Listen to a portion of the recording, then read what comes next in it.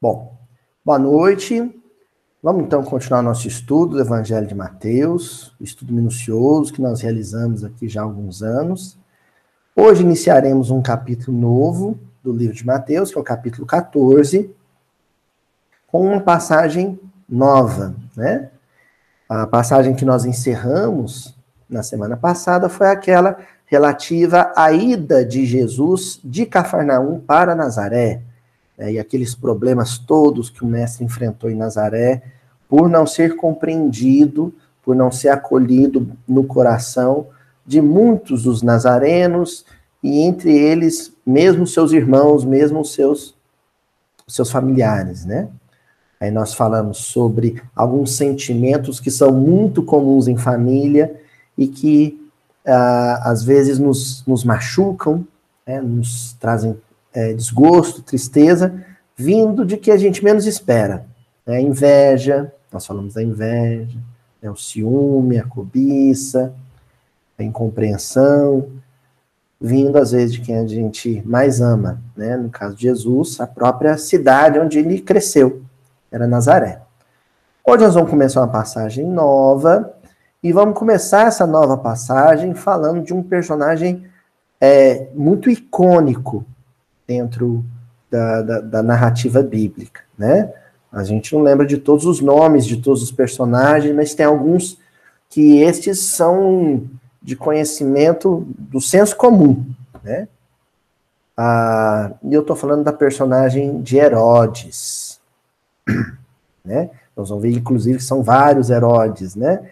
Nós vamos falar do capítulo 14, versículo 1 de Mateus. O versículo começa assim: naquele tempo, Herodes, o tetrarca, ouviu relatos sobre Jesus. Vamos repetir o versículo? Naquele tempo, Herodes, o tetrarca, ouviu relatos sobre Jesus. Bem, para a gente retirar o espírito da letra e seguir aquela orientação, aquele conselho que o senhor Honório Abreu dava, né, da gente perguntar quem, muitas vezes perguntar quem para o versículo. Nós vamos então perguntar para esse personagem: quem é você? Quem é Herodes, o tetrarca? De quem se trata? De qual Herodes o versículo está falando? Isso é uma boa pergunta também, né? Porque vem esse adjetivo, o tetrarca, para ajudar a identificar qual Herodes que está mencionando aqui no versículo, né? E essa pergunta, ela vai exigir que a gente faça um passeiozinho pela história, então vou pedir paciência para vocês, porque eu vou ter que falar um pouco de história no começo, de cultura da época, né, dos eventos políticos. Eu sei que é chato, tem hora que nem eu aguento aula de história, mas, né, é importante para a gente extrair o espírito da letra, porque, na verdade, o que a gente quer é saber qual era a intenção do evangelista, qual era a intenção do autor ou dos autores do texto bíblico em mencionar nominalmente este personagem. Tem uma intenção espiritual, né? O texto bíblico é muito sofisticado. E ele é sofisticado porque ele contém muita coisa implícita, subliminar, muita coisa que não é evidente, que exige que você faça um processo de descompactação, né? Você tire da cartola o coelho, certo? Então, para a gente entender o sentido espiritual do versículo, nós vamos ter que entender um pouquinho quem foi esse Herodes, o tetrarca, tá bom? Primeira coisa importante saber: o Herodes, aquele Herodes da matança dos inocentes, não há nenhum consenso sobre se essa matança aconteceu ou não, né? Mas, enfim, ele é conhecido por isso, né? Aquele Herodes que recebeu os 3 reis magos, que queria perseguir Jesus, que é a razão de José ter pego a criança, a esposa, e ter fugido para o Egito. Aquele Herodes não é esse que nós vamos estudar hoje. Aquele é o Herodes Magno, ou Herodes o Grande. Aquele, historicamente, cronologicamente, ele morreu 4 anos antes de Cristo. Alguém vai dizer: pai, se ele morreu 4 anos antes de Jesus nascer, como é que ele perseguiu Jesus? É porque, na verdade, Jesus não nasceu quando a gente acha que nasceu. Na verdade, Jesus nasceu 4 anos antes do que a gente acha que ele nasceu. Que quer dizer que Jesus não morreu com 33 anos, e sim com 37. Ele morreu no ano 33 da nossa era, mas ele já tinha 37 anos. Entenderam? Ou não? Existe uma diferença entre a divisão histórica do antes e depois de Cristo, como é a convenção. Existe uma data real, tá bom? Essa data do antes e depois de Cristo, da nossa era, né, era comum e tal, é uma data convencionada, ela não é de fato, né? Existe uma data real. Se Lucas, Mateus, menciona que Jesus nasceu durante o reinado de Herodes o Grande, quer dizer que Jesus nasceu pelo menos 4 anos antes do que a gente imagina que ele nasceu. Porque Herodes não morreu no ano 4 a.C. Entenderam? Ou não? Só para a gente saber quem é esse primeiro Herodes que nós estamos falando. Bom, esse Herodes era o chamado governo fantoche. Antes dos romanos chegarem na Palestina e ocuparem a região e dominarem a região, né, existia uma série de dinastias em conflito que remetiam ao período helenístico, o período em que o Alexandre Magno dominou a região. Depois, com a morte dele, todas as regiões que ele ocupou, no Egito, na Pérsia, na Babilônia, né, na Grécia, todas as regiões que ele ocupou ficou fragmentada e cada região na mão de um general, né? E aí vem, por exemplo, a dinastia Seleucida na Palestina, que são filhos descendentes dos generais do Alexandre o Grande, entendeu?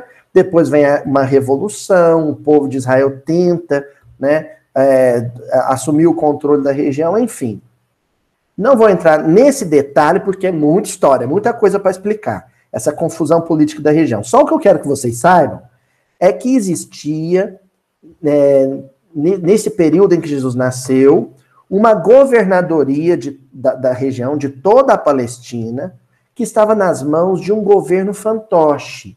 Ou seja, o governante era um judeu helenista, ele era de tradição judaica, mas de origem helenista, né, de cultura helênica, de cultura grega. E esse governante, ele tinha um trato com o Império Romano, né? Ele governava a região, aparentemente, mas sob as ordens do Império Romano. Entenderam? Ele era só uma cabeça coroada. Quem mandava mesmo era Roma. Ele estava ali para Roma dizer que não, o governante é gente de vocês, é quem estava aí. Nós não depusemos ninguém do trono. O trono continua na mão de quem estava. Só que quem estava no trono passou a fazer tudo o que Roma queria. Entenderam? Esse é o Herodes o Grande. É o Herodes que começa a reconstrução do templo propriamente dito, né? Porque foram 2 templos. O do templo de Salomão, antes do exílio, né, que foi destruído durante o exílio, e esse templo da época de Jesus, que estava sendo construído ainda, e começou a ser construído pelo Herodes o Grande. Ele é conhecido como Herodes o Grande porque ele fez muitas obras, né, e tal, mas sempre obedecendo à autoridade romana. O que acontece? Esse homem teve 10 filhos, cada um com a mulher. E teve 10 filhos. E todos os filhos dele eram chamados de Herodes. É como se fosse sobrenome. Herodes fulano de tal, Herodes ciclano de tal. Entendeu? A certa altura da vida dele, ele fez um testamento. E deixou o controle da região da Palestina para 3 dos seus filhos. Para 3 dos seus filhos. Ele dividiu em 4 partes entre 3 filhos. Então, um dos filhos ficou com 2 partes. Tá certo? Essas 4 partes é o que formam a chamada tetrarquia. Tetra. Vocês lembram do tetracampeonato? 4, né? Então, a tetrarquia é porque o Herodes o Grande deixou como herança para 3 dos seus filhos o reino dele dividido em 4 partes. Herodes, filho, que é o Herodes Arquelau, ele ficou com a parte principal, que é ali da região da Idumeia e da Judéia. Então, o Herodes que tomava conta ali da região da Judéia, onde fica Jerusalém, era o Herodes Arquelau. Era um dos seus filhos. As outras 2 partes, né? Então, Herodes Arquelau ficou com 2 partes, Judéia e Idumeia. As outras 2 partes ficou com outros 2 Herodes. Uma parte, mais ao extremo norte, onde seria a Síria, ficou com o Herodes Filipe. E a região da Galileia, que nos interessa, ficou com um dos filhos dele, chamado Herodes Antipas. Então, o governador da Galileia, nesse tempo em que nós estamos estudando hoje, era Herodes Antipas. O Herodes, o tetrarca que nós vamos estudar hoje, é o Herodes Antipas. Esse Herodes fica mais famoso que todos os outros. Por quê? Porque ele é o Herodes que perseguiu João Batista. Ele é o Herodes que casou com a mulher do irmão. Então tinha um outro irmão deles. Ele apaixonou pela mulher do irmão. Largou a mulher dele para ficar com a mulher do irmão. Flavinho, já vou responder sua pergunta aí, tá? Então, o Herodes Antipas, governador da Galiléia, ali da região onde Jesus vivia, né? De Nazaré, Cafarnaum. Esse Herodes Antipas, ele largou a esposa dele, casou com a cunhada e tinha uma enteada. A enteada dele era Salomé. A esposa dele é Herodíase. E aí a esposa dele e ele tinham muita raiva do João Batista. Porque o João Batista, nas pregações, falava, ó, esse sujeito aí... Então, aqui eu faço um parênteses, né, que o pessoal às vezes comenta assim, que eu faço os comentários políticos. Eu acho que eu nunca fiz um comentário político, pelo menos não político partidário. Eu faço, às vezes, comentários políticos sobre a polis, sobre a nossa organização social, mas... Eu nunca citei nome de político aqui.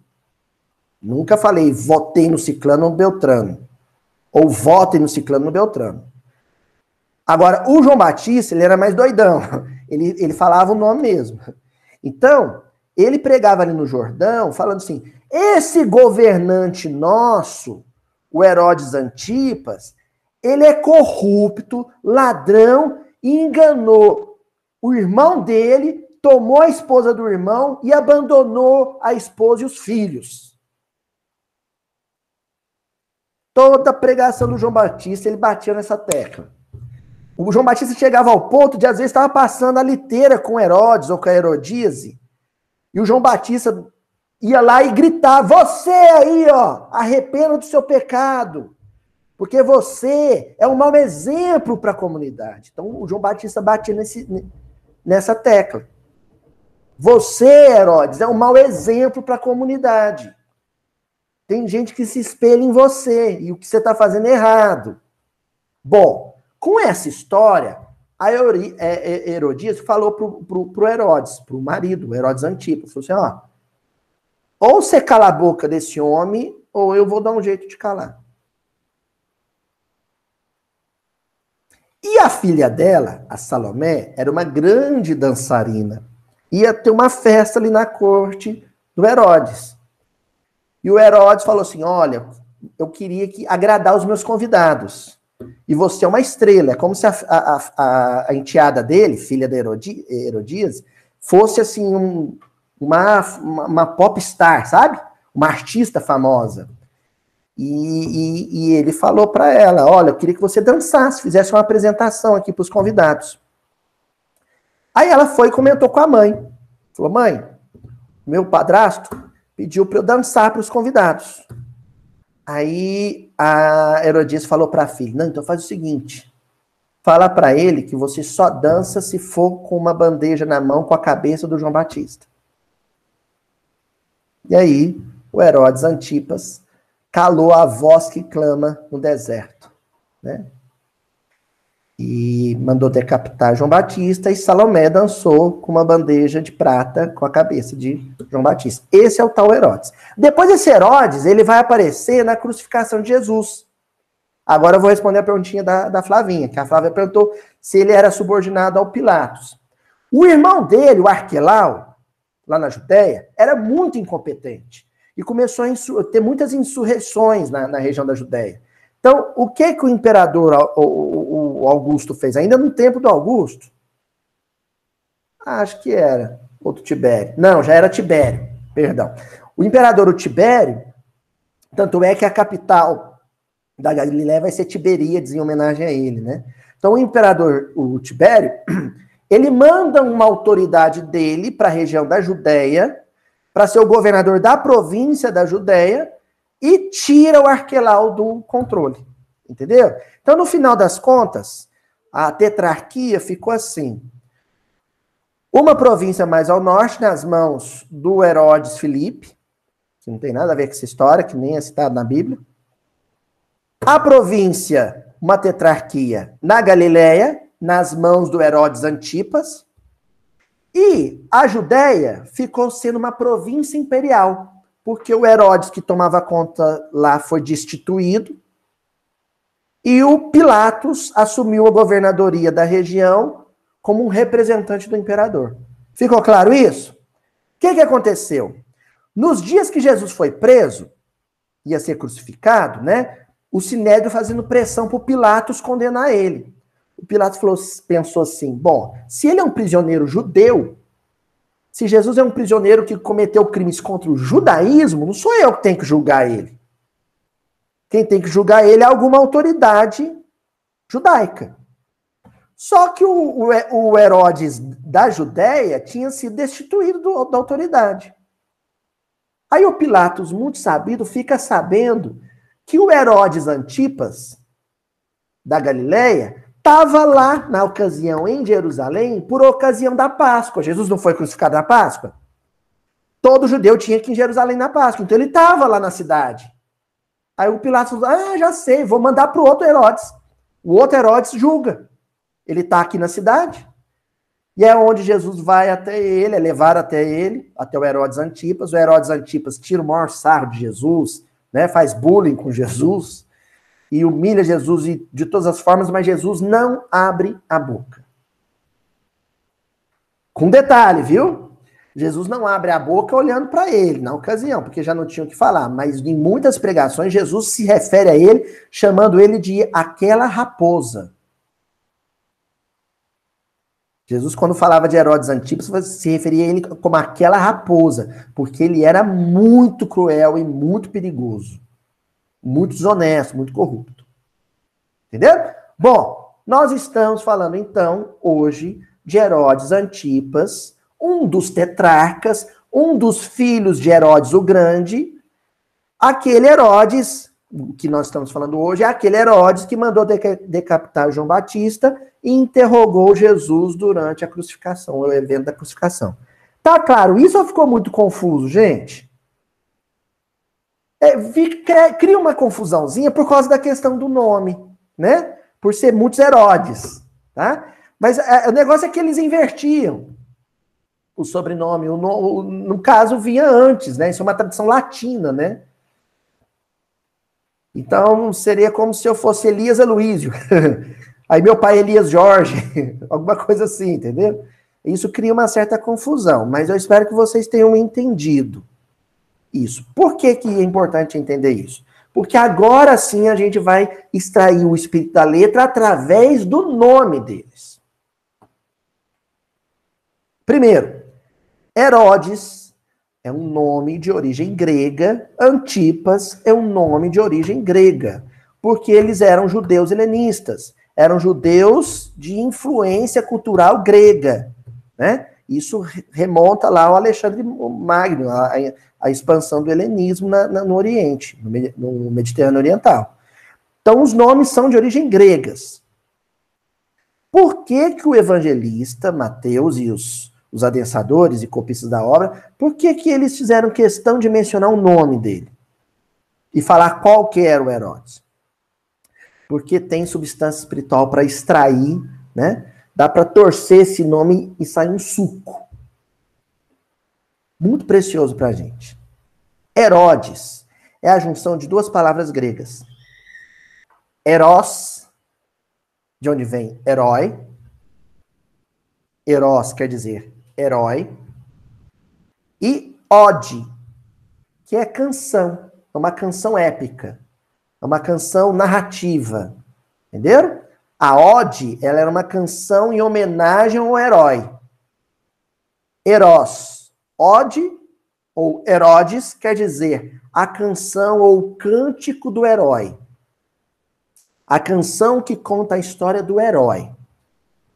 Herodes quer dizer isso. Detalhe. Nós temos um uso mais amplo da palavra herói. Mas os gregos, na época de Jesus, tinham um uso mais específico. Um bombeiro que salva um gatinho na árvore, nós chamamos de herói. Não é assim? Um político no Brasil colônia, o Tiradentes, né, que morreu pela liberdade do Brasil, a gente chama ele de herói nacional, não é assim? É um herói da pátria. Meu pai, né, quando ele batalha para eu formar na faculdade, paga a faculdade, eu formo, eu falo, meu pai é um herói. A gente tem um uso mais amplo. Mas na Grécia Antiga, não. A palavra herói só era empregada, só era utilizada em um caso específico. Eros era uma palavra grega que era utilizada para se referir aos semideuses.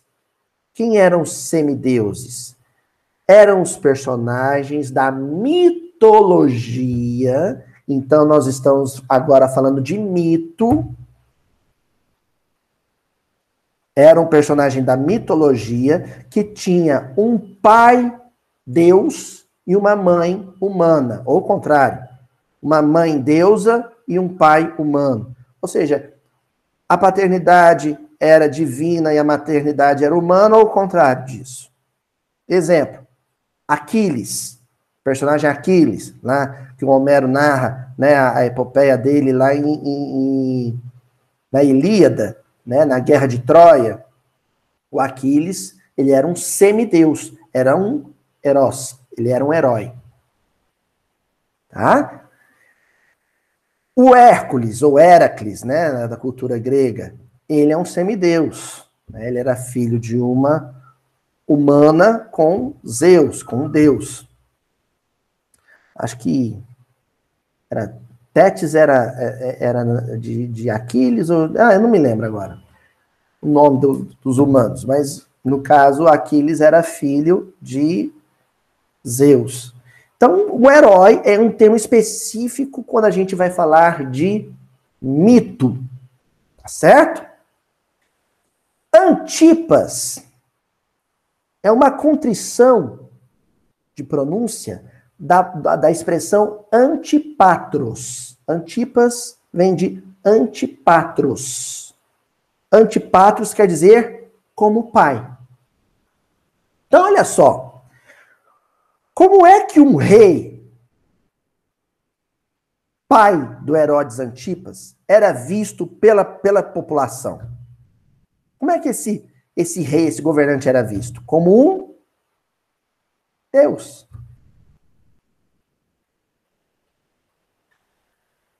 Ou um semideus.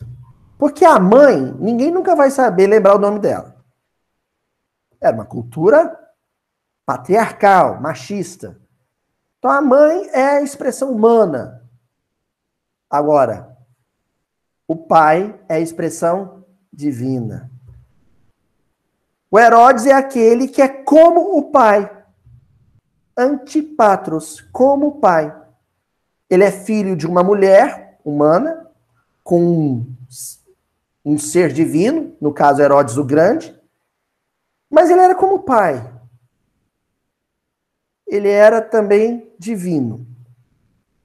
Num sentido figurado. Ele era tratado como e se via como um semideus que era igualzinho o Pai Deus. Entenderam? Agora pega isso e aplica a Jesus. Jesus era um Herodes Antipas, do avesso. Herodes. Jesus tinha uma natureza espiritual? Era filho de Deus? Como nós. Mas encarnado, ele não tinha também uma natureza humana? Filho do Zé e da Maria? É o lado humano. Ele era um semideus. Todos nós, nesse sentido, somos semideuses, quando encarnados. Temos uma expressão cósmica, transcendente, porque somos espíritos imortais, criados, gerados por Deus. Mas temos também uma dimensão humana, rasteira, terráquea, porque somos filhos biológicos de um pai e de uma mãe. Entenderam? Agora, quando um semideus se comporta como o seu pai Deus, ele é um antipatros, como o pai. Jesus era um homem, filho do homem, né? Ben Adam, mas que se comportava, agia como filho de Deus. Entenderam? Porque às vezes a Bíblia vai se referir a ele como filho de Deus e às vezes como filho do homem. Existe uma analogia possível quando a gente aplica isso ao Herodes, só que do avesso. Jesus, Herodes, Antipas do avesso. E o Herodes Antipas é Jesus do avesso. Por que do avesso? O Deus de Jesus é um Deus espiritual, eterno, Pai do universo. O Deus do tetrarca é um Deus humano, mortal, no sentido de que a coroa dele um dia saiu da cabeça dele. Entenderam? Então, os dois têm uma posição análoga. Jesus tem uma realeza divina vertical, enquanto Herodes Antipas tem uma realeza humana horizontal. Um tem autoridade eterna, o outro tem uma autoridade secular, temporal, com data para acabar. Entenderam? Tá claro isso, gente? Então hoje nós vamos estudar um pouquinho sobre isso. E isso ajuda a gente a se situar nesse turbilhão dessa crise política, que não é só brasileira, né? É uma crise política mundial, porque a gente entra governante, sai governante, a gente insatisfeito, decepcionado, triste com nossos irmãos que assumem a responsabilidade, né, do poder público. A gente fica triste com os desmandos, os excessos, a deslealdade com o povo, mas a gente precisa suavizar o coração, acalmar o coração. Esse estudo hoje é para isso. Para a gente se confortar e ter uma certeza. Na verdade, a governadoria da vida, do orbe, não pertence a um tetrarca humano, a um Herodes Antipas, a um semideus que acha que é Deus. A governadoria do orbe das nossas vidas está nas mãos de uma outra autoridade, de uma outra realeza. É o que nós vamos estudar hoje. Tá bom? Vamos avançar então para a literatura espírita? Para a gente ficar seguro? Ó, primeiro nós vamos lá na Obras Póstumas, que é um livro, né, da literatura kardeciana, né, que a gente explora pouco. Na primeira parte da Obras Póstumas tem um capítulo 9, intitulado estudo sobre a natureza do Cristo. E aí tem um item nono, o Filho de Deus e o Filho do Homem. Então nós vamos falar um pouco sobre essa questão, né, do semideus, né, do Filho de Deus, que também é Filho do Homem, né, que Jesus assumiu essa condição enquanto ele estava encarnado entre nós. E aí Kardec diz assim, digamos que Jesus é Filho de Deus, como todas as criaturas que ele chama a Deus Pai, que aí ele chama de Deus Pai. Como nós aprendemos a tratá-lo de nosso Pai. É o Filho bem-amado de Deus porque, tendo alcançado a perfeição que aproxima de Deus a criatura, possui toda a confiança e toda a afeição de Deus. Ele se diz Filho único, não porque seja o único ser que haja chegado à perfeição, mas porque era o único predestinado a desempenhar aquela missão na Terra. Então esse primeiro esclarecimento de Kardec é muito importante. Jesus é Filho de Deus, como todos nós temos a nossa porção divina, né? A nossa filiação divina. A diferença é que Jesus recebeu do coração de Deus algo que nós ainda não conquistamos. Confiança. Entendeu? Assim, se eu tenho um menino de 14, 15 anos, muito responsável, né? E assim mesmo, o mundo hoje está difícil, né? Eu pego e falo para ele assim, filho, tá vendo essa xícara de açúcar? Vai aqui na vizinha do lado e leva para ela, que é para pagar, que outro dia ela emprestou para mim uma xícara de açúcar. Paga ela lá e volta. Eu depositei no meu filho o quê? Confiança. Não é assim? Porque eu sei o quanto ele é responsável.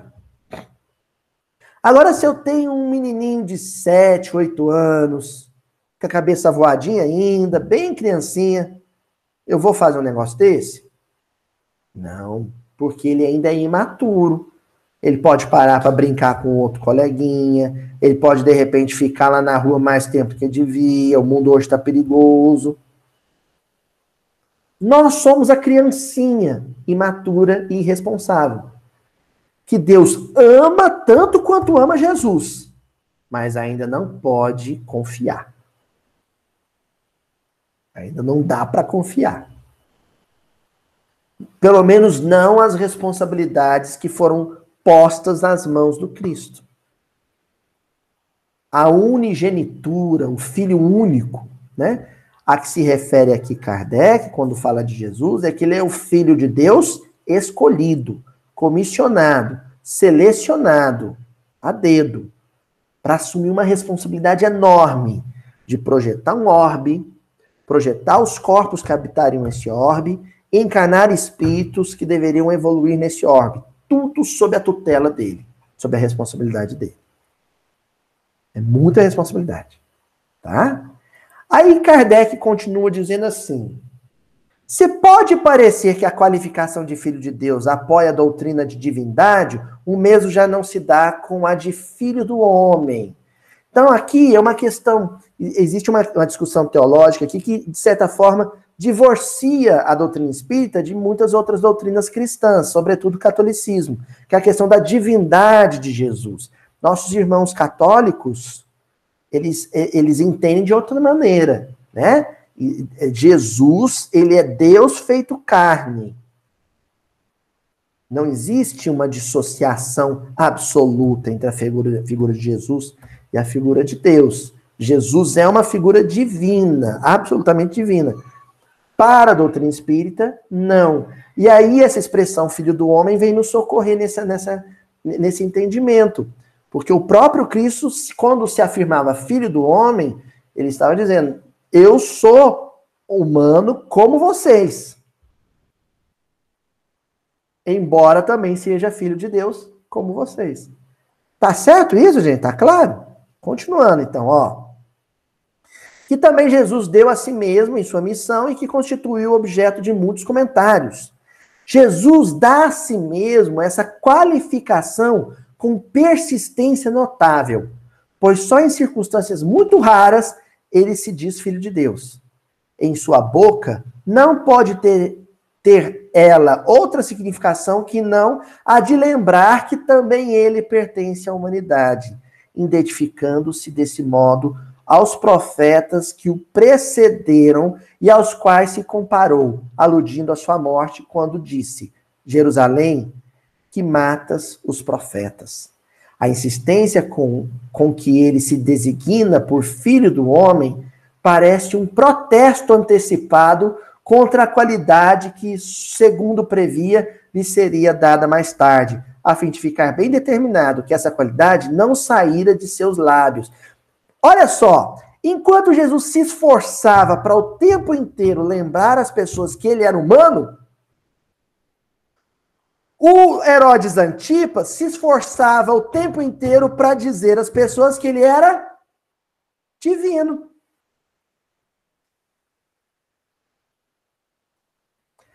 Aí eu recorro a Vinícius de Moraes, no Canto de Ossanha, com Baden-Powell.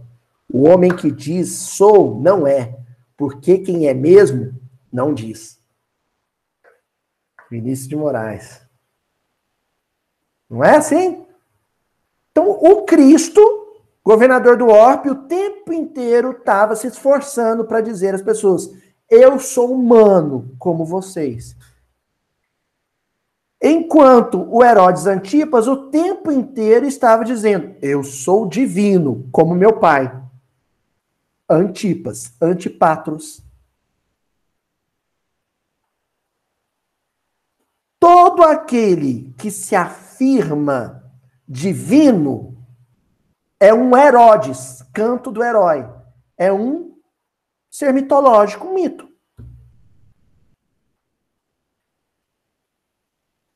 E mitos não são reais. A mitologia é uma fantasia humana. Jesus era um governante real. Justamente porque se aproximava do nosso coração através dos nossos laços de humanidade. Quer que eu dou um exemplo? Quando Maria e Marta se aproximou para Jesus e disse: meu irmão morreu e está sepultado há 4 dias. Mas se o senhor estivesse aqui, ele não tinha morrido. Como é que é o olhar dela para ele? Ela reconhece nele um Deus. Se você estivesse aqui, meu irmão não teria morrido.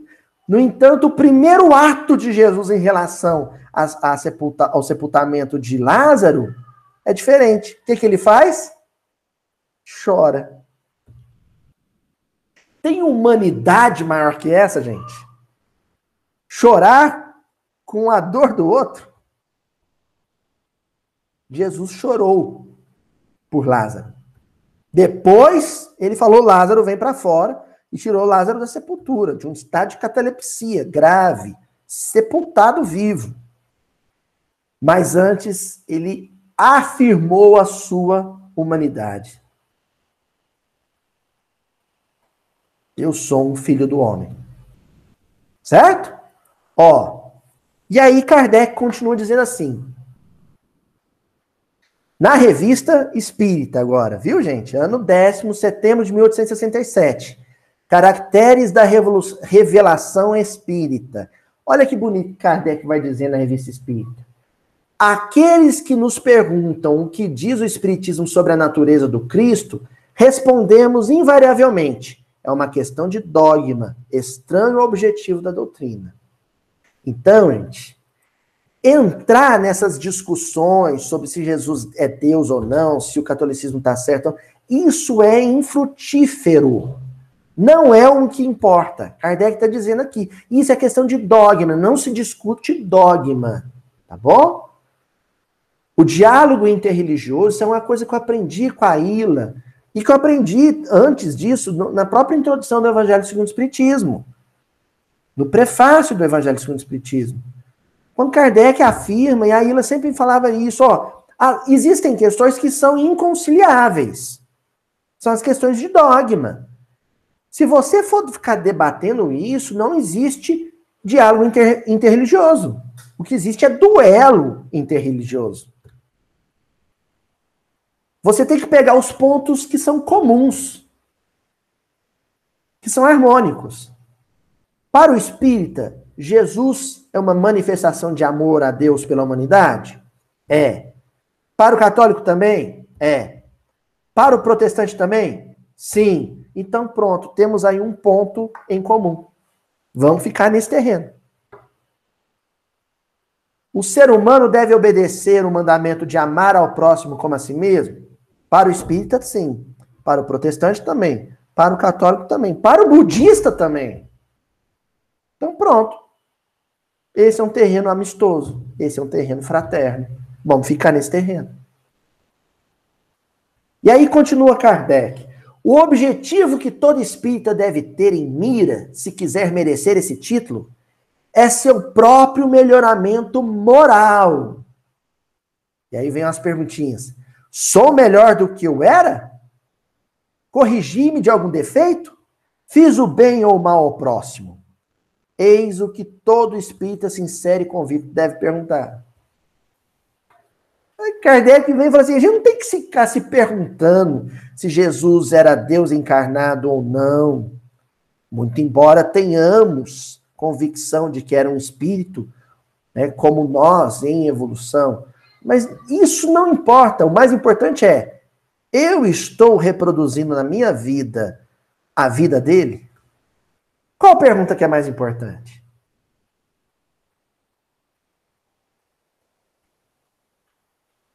Qual que é a pergunta mais importante? Eu acho que a pergunta mais importante é essa. Eu estou vivendo segundo a vida dele? Essa é a pergunta mais importante. E termina Kardec. Eis que todo espírita sincero e convicto deve perguntar: que importa saber se Cristo era Deus ou não? Se é sempre egoísta, orgulhoso, ciumento, invejoso, colérico, maldizente, caluniador? A melhor maneira de honrar o Cristo é imitá-lo em sua conduta. Herodes Antipas, o tempo inteiro dizia aos seus súditos: vocês não podem ser como eu e nunca serão, porque eu sou um semideus. Já Jesus dizia: tudo que eu estou fazendo, vocês podem fazer e façam. Toma a tua cruz e segue. É justamente o contrário. Estão entendendo por que, que um é o avesso do outro? Hoje, nesse versículo, nós estamos pegando o termo Herodes, estamos virando o avesso para entender Jesus. Ou vocês acham que ia valer a pena a gente ficar aqui 1h15, 1h20 falando mal do Herodes? Não. Entendeu? Ó. E aí, no mesmo texto da Revista Espírita, Kardec termina dizendo: o Espiritismo diz aos seus adeptos: praticai as virtudes recomendadas pelo Cristo e sereis mais cristãos que muitos dos que tal se dizem. O diferencial é viver como?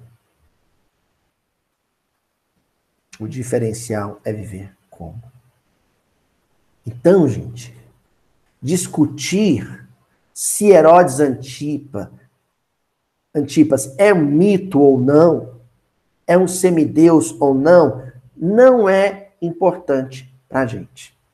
Até porque ele não é. Ele é um homem. Nem sei onde ele está hoje, né? Deve ser um servidor do Cristo por aí, em algum lugar. O mais importante é o que eu preciso fazer para imitar Jesus, para me aproximar dele, para não me afastar dele. Essa é a parte importante. E aí, nós vamos agora para a Coletânea do Além, um livro do Chico, né? Da psicografia do Chico, uma crônica de autoria do irmão X, no capítulo 20. E o título da lição, assim, caiu como uma luva para o que a gente está estudando hoje. Porque o título é O Conquistador Diferente. Herodes Antipas era um conquistador? Era. E Jesus? Também. Qual era a diferença entre a conquista que um realizava e a conquista que o outro realizava? Isso que Humberto Campos tenta enfatizar. O que diferenciava um de outro? E aí, Humberto de Campos começa essa crônica dizendo assim: os conquistadores aparecem no mundo desde as recuadas eras da selvageria primitiva. Desde que o homem se sedentarizou, e ao se sedentarizar surgiu a noção de propriedade privada, e ao surgir a noção de propriedade privada se delimitou um território, e esse território passou a ter uma população cada vez mais numerosa, porque ao se sedentarizar, normalmente às margens de grandes rios, né? O Tigre, o Eufrates na Mesopotâmia, o Nilo no Egito, essas sociedades foram se tornando mais numerosas e, portanto, mais complexas, e surgiu a importância da liderança, da figura do Estado, né? E surgem as 3 instituições basilares da civilização, que é a religião, o Estado e a família. Ali começam a ter pessoas que se destacam, ou que forjam destaque, né?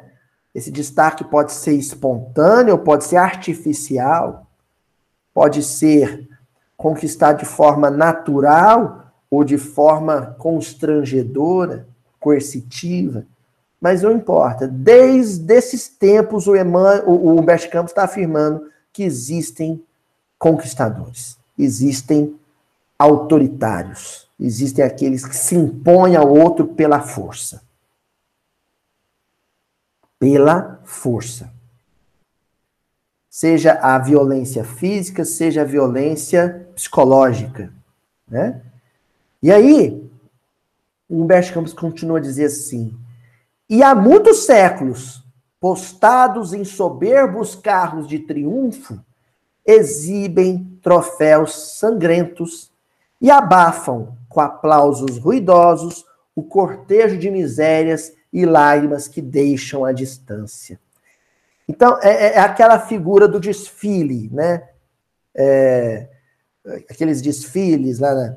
Não vamos citar país, mas na Europa, né? Das realezas, a carruagem passa, né? Assim, e o povo aplaude. Aí eu sou professor de história, eu vejo, fico olhando aquela carruagem, né? Cheia de aquela carruagem que já está na família real há muito tempo, com aquela madeira, falar, essa madeira é brasileira, com aqueles adornos em ouro, eu falei, esse ouro é brasileiro, aí eu fico pensando, né? Para fazer essa carruagem, para esse rei desfilar, quantos escravos no Brasil não sangraram? Né? Não é assim? Aí aparece lá a outra realeza de um outro país com uma tiara de brilhantes, com diamantes cravejados. Aí eu fico pensando, para essa tiara tá cheia de diamantes, quantos africanos não sofreram nas minas de diamantes lá na África do Sul, em Angola, não é? É o que o Humberto Campos está dizendo aqui. Vão passando esses carros triunfantes, com esses grandes, né, chefes de Estado, essas autoridades, todo mundo olha para o carro, luzindo, luxo e conforto. Mas ninguém olha para o rastro de sangue que ele deixa na história. E o Humberto Campos está chamando a atenção para isso. E ele continua. Sorridentes e felizes, aceitam as ovações do povo e distribuem graças e honrarias, cobertos de insígnias, incensados pelas frases lisonjeiras da multidão. Né? É aquele aceno. Vocês conhecem esse aceno assim? E o povo...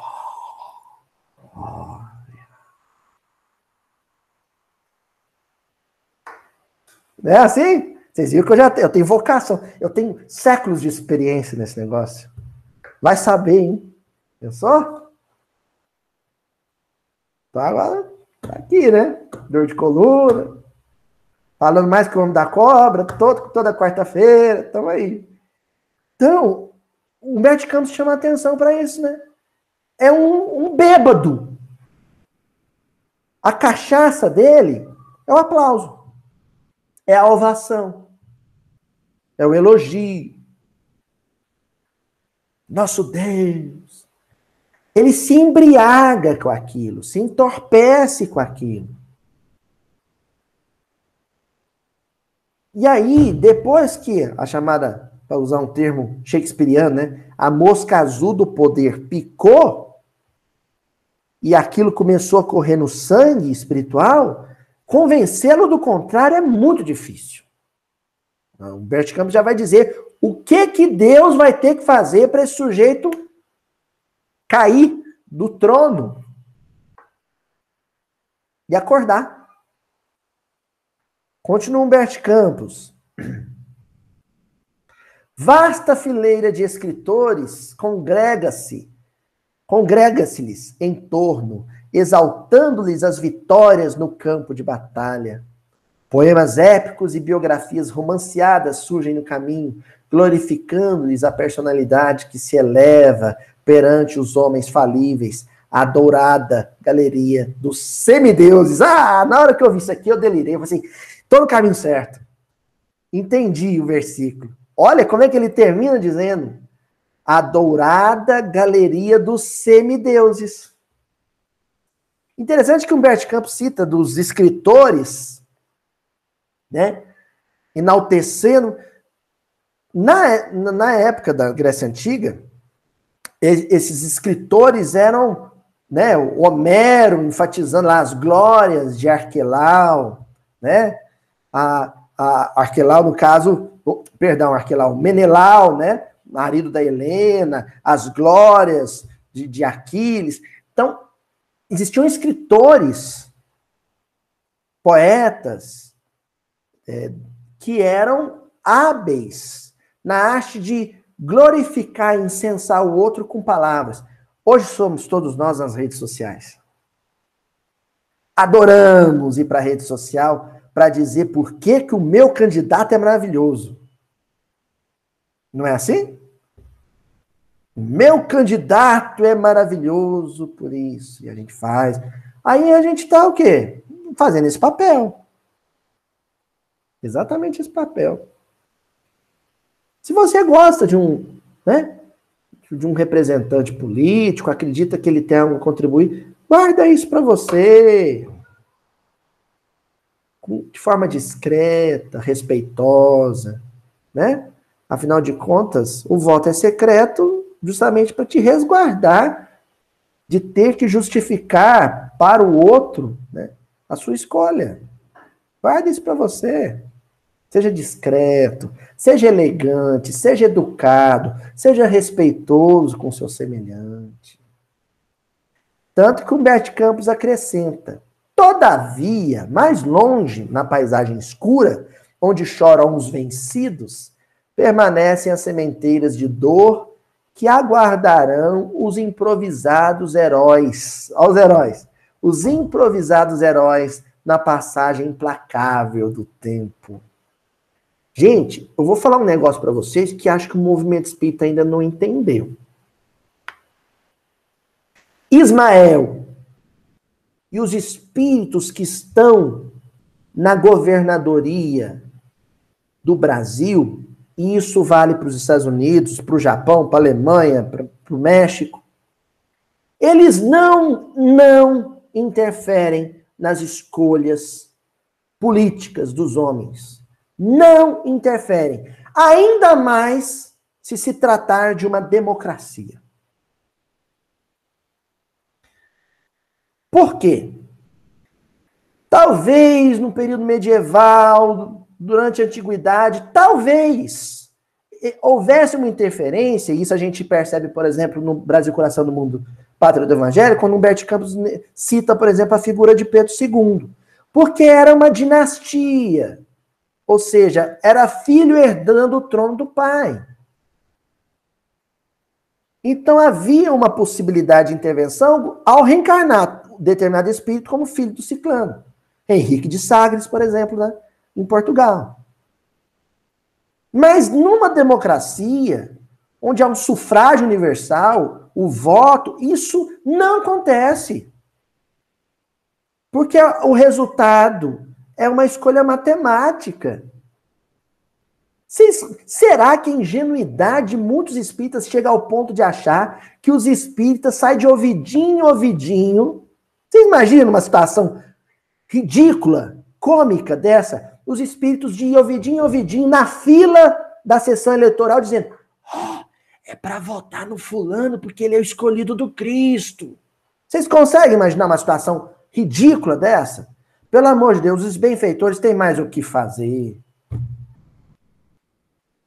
Mas Aloísio, e se a escolha foi errada? Ó, todas foram erradas. Todas, até hoje, na história da democracia, pelo menos brasileira, foram erradas. Todas. No sentido de que a nossa humanidade erra. Nós erramos. E assumimos as consequências dos nossos erros. E aprendemos uns com os outros. E crescemos com as dificuldades dos outros. Então, quando vocês forem votar ou escolher um candidato, e é importante que isso seja feito, isso é um exercício de cidadania, já saiba de antemão, o meu candidato é errado.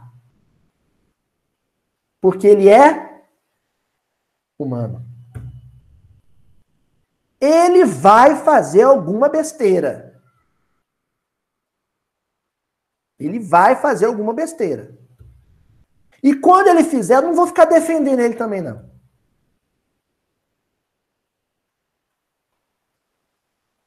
Sabe por quê? Quem defende o erro do outro é quem endeusa o outro.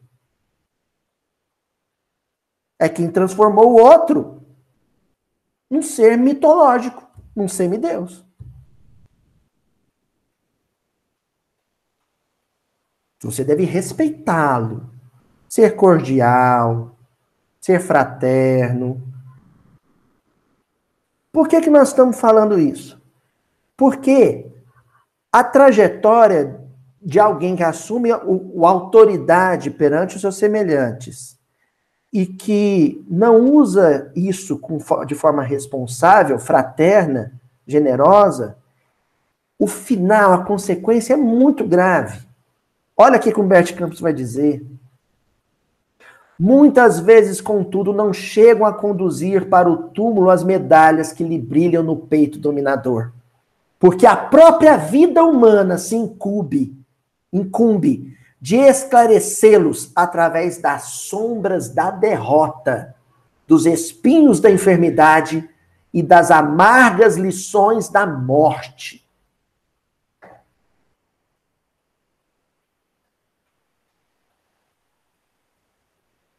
Deus não vai colocar ninguém no trono. Isso ele relega ao livre-arbítrio humano. Agora, na hora de tirar, se precisar, ele tira. E não vai ser através de impeachment, não. Aí, esses processos são humanos. São deliberações da sociedade. Quando precisa de uma intervenção divina, para dizer chega, o caminho é outro. É a morte. É a enfermidade. E às vezes, gente, não é nem enfermidade de si, é a enfermidade de um ente amado.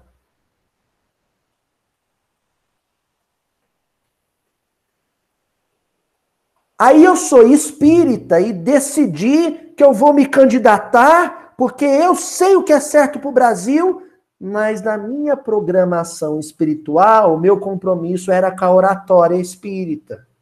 O meu compromisso era com o evangelho. E a espiritualidade depositou confiança em mim.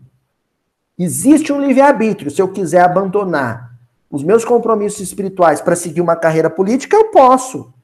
Agora, se os espíritos gostarem demais de mim, me amarem muito, mas muito, muito, muito, pode acontecer do meu filho adoecer, ter uma leucemia, e eu não poder seguir a carreira política porque eu vou tratar meu filho. Ou não pode? Vai ser um leve incentivo dos espíritos para que eu permaneça no meu posto, cuidando das coisas de Deus. Dai a César o que é de César.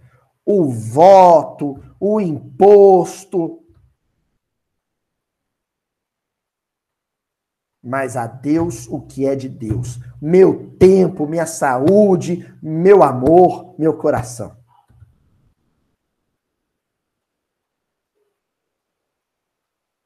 Entendeu? Quando eu fico estressadinho, meu coração dispara, dá azia, dor de cabeça porque quem eu queria que fosse eleito não foi, ou porque quem eu queria que fosse preso não foi. Nossa, que atraso, que coisa feia, que tristeza. Deus precisando da minha vibração, da minha dedicação. Não é assim? Olha como é que encerra essa lição Bert Campos. Ainda hoje, os conquistadores modernos, depois dos aplausos de milhões de vozes após a dominação em que se fazem sentir, magnânimos para os seus amigos e cruéis para os seus adversários, aliás, não, isso mesmo, espalhando condecorações e sentenças condenatórias, caem ruidosamente dos pedestais de barro. Que expressão linda do Humberto Campos. Gente, o aplauso humano, a ovação humana, o cortejo humano é um andor de barro. E eu em cima dele. É muito frágil. A mesma multidão que te aplaude hoje te manda para guilhotina amanhã. Olha que situação triste de alguém que cai nesse encanto, nesse feitiço. Não é triste? A gente tem que orar, rezar pro companheiro, falar assim, meu Deus. E é fácil você perceber no olhar, assim, um olhar fascinado, né? Reza por ele. Para que o ser pleno da misericórdia, da compaixão, para que nosso Senhor Jesus Cristo possa sensibilizá-lo, mesmo que seja pela dor. E acrescenta Humberto Campos. Todos eles, dominadores e tiranos, passam no mundo entre as púrpuras de poder, a caminho dos mistérios do sofrimento e dos desencantos da morte. Todos os Herodes tiveram o mesmo destino. Esse que nós estamos estudando hoje, o Antipas, sabe o que aconteceu com ele? Descobriram as falcatruas dele, a autoridade romana descobriu as falcatruas dele, com impostos na Galileia. Ele foi exilado para a Gália.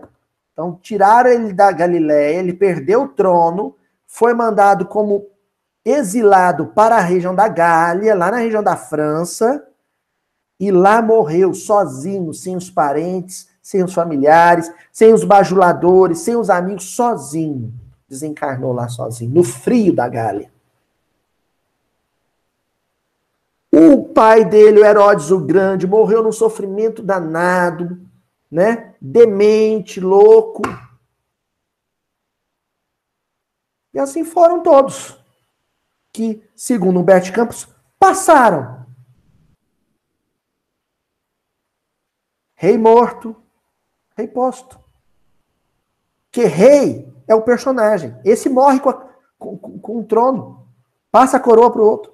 O espírito mortal prossegue. E muitas vezes a solução para o problema dele vai ser reencarnar como servo, como escravo. Como súdito.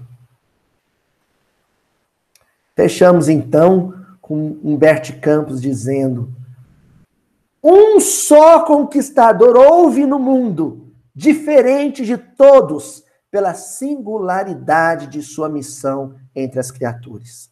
Entre as suas criaturas. Não possuía legiões armadas, nem poderes políticos, nem mantos de gala.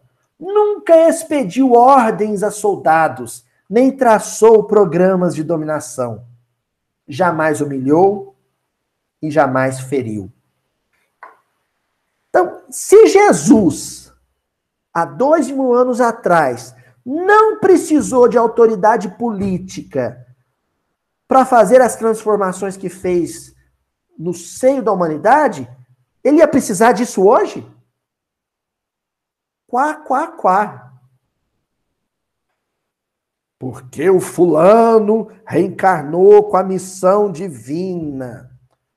Porque o Chico falou que ele seria o enviado. E Jesus precisa de camponês. Jesus precisa de professor, de médico, de enfermeiro, de engenheiro, de pedreiro, de gente comum no dia a dia vivendo o evangelho. É isso que Jesus precisa. Para transformar a humanidade.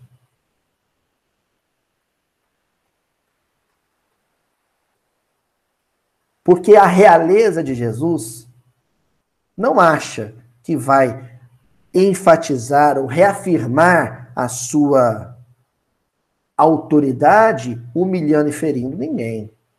Está aqui no final da lição. Jesus jamais feriu e humilhou.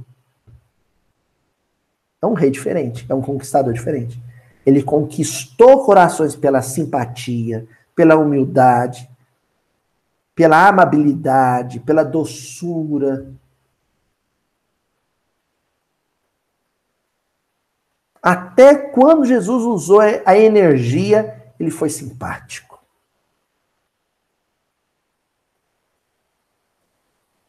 E fecha Humberto Campos. Mas desde a última vitória no madeiro, tecida em perdão e misericórdia, consolidou o seu infinito poder sobre as almas. E desde esse dia, Jesus Cristo, o conquistador diferente, começou a estender o seu divino império no mundo, perseguindo no serviço sublime da edificação espiritual, no Oriente e no Ocidente, no Norte e no Sul, nas mais variadas regiões do planeta, erguendo uma terra aperfeiçoada e feliz, que continua a ser construída em bases de amor e concórdia, fraternidade e justiça, acima da sombria animalidade do egoísmo e das ruínas geladas da morte. Então eu acho lindo esse versículo que a gente estudou hoje.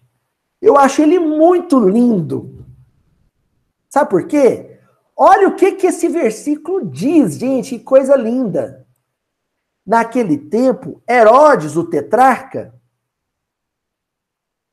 Herodes, o carniceiro, que decapitou João Batista, Herodes, o adúltero, que enganou o irmão e enganou a esposa, Herodes, o corrupto, que foi exilado por Roma. O que aconteceu? Ouviu relatos de Jesus. O coração mais duro ouviu falar de Jesus. A luz imensa do Cristo não se negou nem a esse pobre coitado. Que era tão miserável que só tinha trono e coroa. Ele esse mendigo espiritual, esse mentecapto espiritual, também ouviu relatos sobre Jesus. Também foi semeado, também foi tocado, também foi banhado pela luz do único e eterno governante das nossas vidas, nosso Senhor Jesus Cristo. Até a semana que vem, gente.